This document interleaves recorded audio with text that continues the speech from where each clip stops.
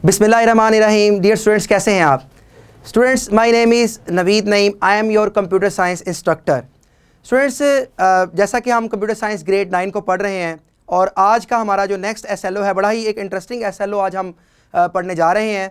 और स्टूडेंट्स, इससे रिलेटेड बहुत सारी चीज़ें शायद आप लोगों ने प्रीवियस ग्रेड्स में भी लर्न की हो, उसके बारे में भी हम आप लोगों से जो है वो कुछ डिस्कशन करेंगे। तो इससे पहले कि हम इस लेक्चर को स्टार्ट करें तो थोड़ा सा मैं जो है ब्रेनस्टॉर्मिंग के लिए स्टूडेंट्स आप लोगों से कुछ क्वेश्चन करूंगा। सीपीयू क्या होता है और सीपीयू के कुछ कंपोनेंट्स के बारे में, ताकि हम जो है वो इस लेक्चर को प्रॉपर तरीके से आगाज़ कर सकें। तो स्टूडेंट, मैं यहाँ से कुछ क्वेश्चन आप लोगों से करता हूँ। जैसा कि आप लोगों में से कई बच्चों ने देखा होगा सीपीयू के स्ट्रक्चर को, यानी कि जब आप कंप्यूटर साइंस की लैब में जाते होंगे तो आपको एक डब्बा नुमा एक चीज़ नज़र आती होगी लैब में। ये जो है वो एक केसिंग की शक्ल में आपको कंप्यूटर सिस्टम एक मिलता है। स्टूडेंट्स, ये जो केसिंग की शक्ल में आपको चीज़ मिलती है, इसको हम कहते हैं सीपीयू। तो आप भी जानते हैं कि ये होता क्या है। अब आप लोग मुझे ये बताएं कि क्या ये कंप्यूटर सिस्टम का एक अहम पार्ट होता है कि नहीं? जी एग्जैक्टली, बिल्कुल। आप लोगों में से कई बच्चों ने बिल्कुल सही कहा कि ये वाकई एक कंप्यूटर सिस्टम में एक एग्जैक्ट उसका एक मेन पार्ट के तौर पर काम करता है। इसलिए हम इसको कंप्यूटर सिस्टम का ब्रेन भी कहते हैं। वैसे तो जो केसिंग होती है वो हमें नज़र आती है, लेकिन जो जितनी भी वर्किंग होती है वो सारी चूँकि सीपीयू ने खुद करनी होती है, तो इसलिए हम उसको कंप्यूटर सिस्टम का ब्रेन भी कहते हैं। बिकॉज सारी एक्टिविटीज़ जो कंप्यूटर सिस्टम के अंदर परफॉर्म हो रही होती हैं वो इसी के ज़रिए से सारी हो रही होती हैं। तो स्टूडेंट, हम अपने एसएलओ की तरफ बढ़ते हैं। जो हमारा आज का एसएलओ है, students will be able to define and describe the CPU and its components. यानी कि आज के एसएलओ को लर्न करने के बाद स्टूडेंट्स आप सीपीयू और उसके कंपोनेंट्स को अच्छे तरीके से इंशाल्लाह डिफाइन करने में कामयाब हो जाएंगे। ठीक है, इसको हम काफ़ी डिटेल में आज इंशाल्लाह देखेंगे। अब इसमें जो है वो बेसिक कंपोनेंट्स ऑफ सीपीयू है जिसको हमने आज पढ़ना है, और इसको पढ़ने के बाद आप लोग स्टूडेंट्स में कौन सा स्किल डेवलप होगा वो भी देख लेते हैं।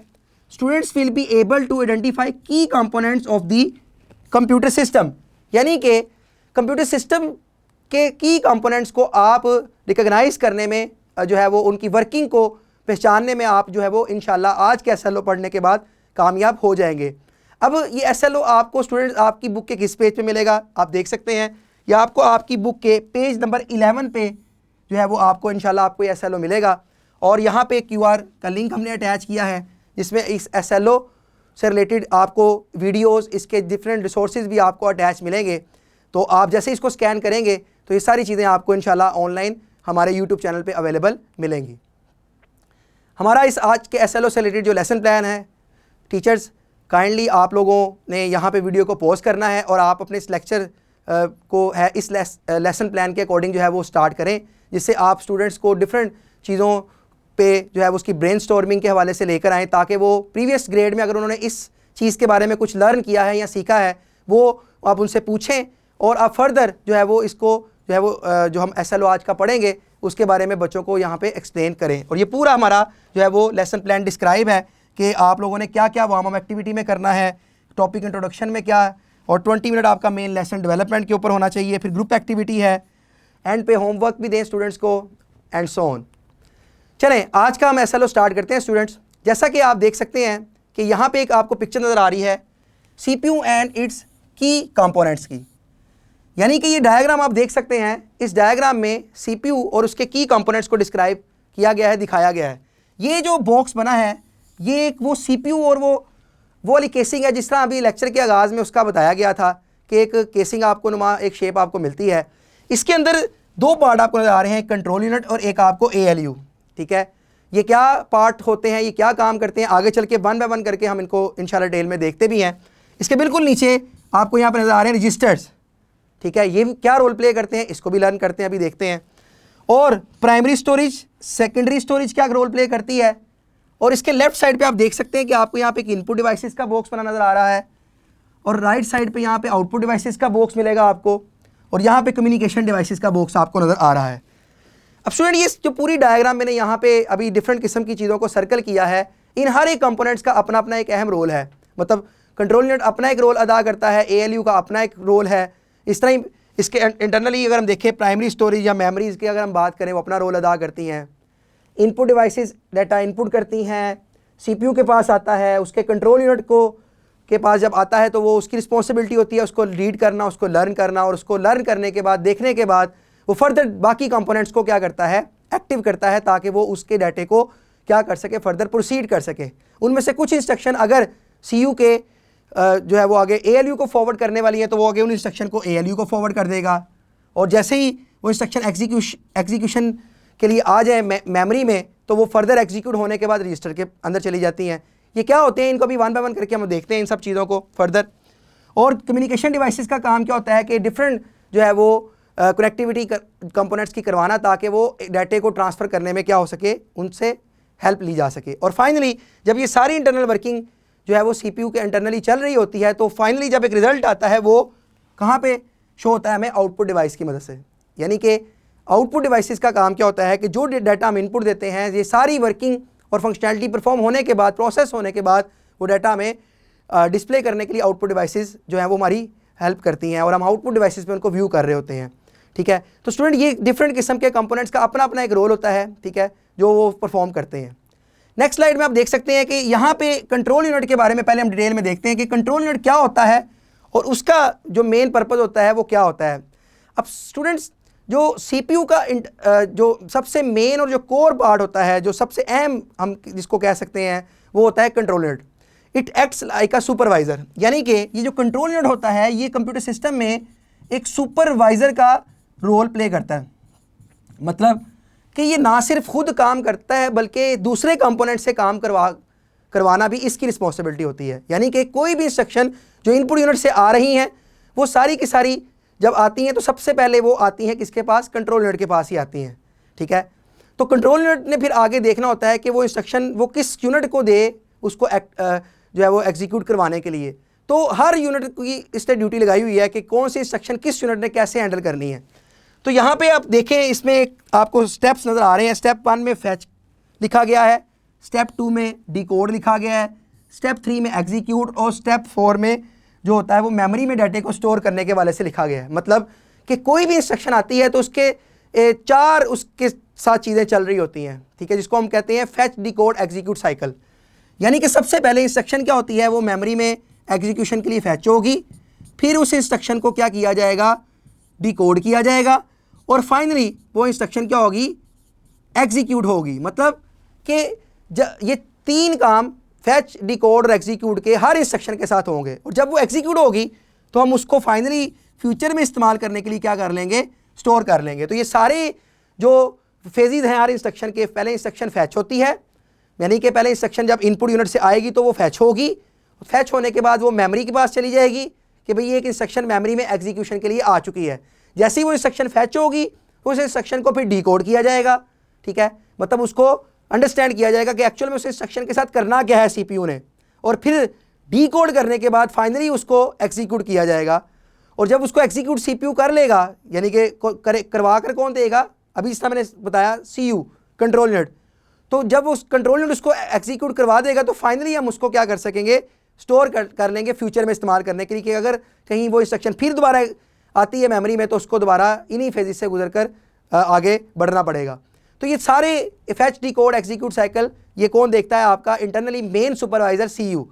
और अगर इसको लगता है कि ये इंस्ट्रक्शन मेरे एग्जीक्यूट करने की नहीं है, इसको किसी और यूनिट ने एग्जीक्यूट करना है, तो वो इंस्ट्रक्शन को फ़ौरन उस पर्टिकुलर यूनिट की तरफ क्या कर देगा, फॉरवर्ड कर देगा। यानी कि जितनी इंस्ट्रक्शन आएंगी इसके पास एग्जीक्यूशन के लिए तो वो एग्जीक्यूट खुद तो करेगा ही, लेकिन उसको अगर लगेगा कि ये इंस्ट्रक्शन मेरे एग्जीक्यूट करने वाली नहीं है, किसी दूसरे कंपोनेंट की है, तो उसी इंस्ट्रक्शन को वो आगे फॉरवर्ड कर देगा नेक्स्ट उसी दूसरे कंपोनेंट की तरफ। ये था सीयू के बारे में। नेक्स्ट हम देखते हैं, तो नेक्स्ट बहुत इंपॉर्टेंट हमारा एक और कंपोनेंट है जिसका नाम है ALU, arithmetic and logic unit. यानी कि सीयू की सारी इंस्ट्रक्शन एग्जीक्यूट करने की रिस्पॉन्सिबिलिटी सीयू की होती है, लेकिन कुछ ऐसी इंस्ट्रक्शन होती हैं जो सीयू परफॉर्म करने की बजाय वो एएलयू से परफॉर्म करवाता है। मतलब कि आपकी अगर इंस्ट्रक्शन प्लस, माइनस, मल्टीप्लाई और डिवाइड वाली है तो ये ऐसी इंस्ट्रक्शन सीयू खुद परफॉर्म नहीं करेगा, वो किसको फॉरवर्ड कर देगा, एएलयू को फॉरवर्ड कर देगा। इसके 2 सेक्शन होते हैं, एक अरिथमेटिक सेक्शन होता है और एक इसका लॉजिकल सेक्शन होता है। यानी कि ऐसी इंस्ट्रक्शन जो ये 4 ऑपरेटर्स के ऊपर बेस करती है वो अरिथमेटिक सेक्शन परफॉर्म करेगा, और अगर ऐसी इंस्ट्रक्शन जो ये इन ऑपरेटर्स के ऊपर बेस करती है, less than, greater than, less than and equal to, greater than and equal to, not equal to, कुछ इस तरह की, तो ये सारी इंस्ट्रक्शन जो होती हैं वो लॉजिकल सेंस रखती हैं और ये किसको फॉरवर्ड कर देगा, वो लॉजिकल सेक्शन को। तो ये दो सेक्शंस जब अपना काम परफॉर्म करते हैं, ये दोबारा ALU को देंगे इंस्ट्रक्शन और ALU फिर दोबारा किसको देगा, कंट्रोल यूनिट को, ताकि कंट्रोल यूनिट फर्दर उन इंस्ट्रक्शन को क्या कर सके, प्रोसीड कर सके। तो ये सारी एक फंक्शनैलिटी ALU की है जो यहाँ पे इधर एक पिक्चर की शक्ल में डिस्क्राइब की गई है। अब यहाँ पे देख सकते हैं कंट्रोल यूनिट के साथ ALU अटैच है, इंस्ट्रक्शन आ भी रही है और इधर फॉरवर्ड भी हो रही हैं। इसके बाद ये देखें, आप देख सकते हैं इनपुट है और आउटपुट है, यानी कि इनपुट के तौर पर भी ALU के पास इससे रिलेटेड कोई इंस्ट्रक्शन आएगी या उससे रिलेटेड आएगी और फिर आगे फर्दर वो उसको प्रोसीड करके CPU को दे देगा। नेक्स्ट देखते हैं हमारा अगला कंपोनेंट कौन सा है CPU का। हमारा नेक्स्ट कंपोनेंट है IO यूनिट। स्टूडेंट्स आप देख सकते हैं इस डायग्राम में कि जितनी input output devices computer system में अटैच होती हैं, उनका जो मेन हेड होता है वो होता है IO unit, input and output unit. चाहे कोई इनपुट डिवाइस है चाहे कोई आउटपुट डिवाइस है, वो सारी की सारी जो मेन हेड कंट्रोल करता है, जिसकी रिस्पॉन्सिबिलिटी कंट्रोल यूनिट ने लगाई है, वो IO यूनिट होता है।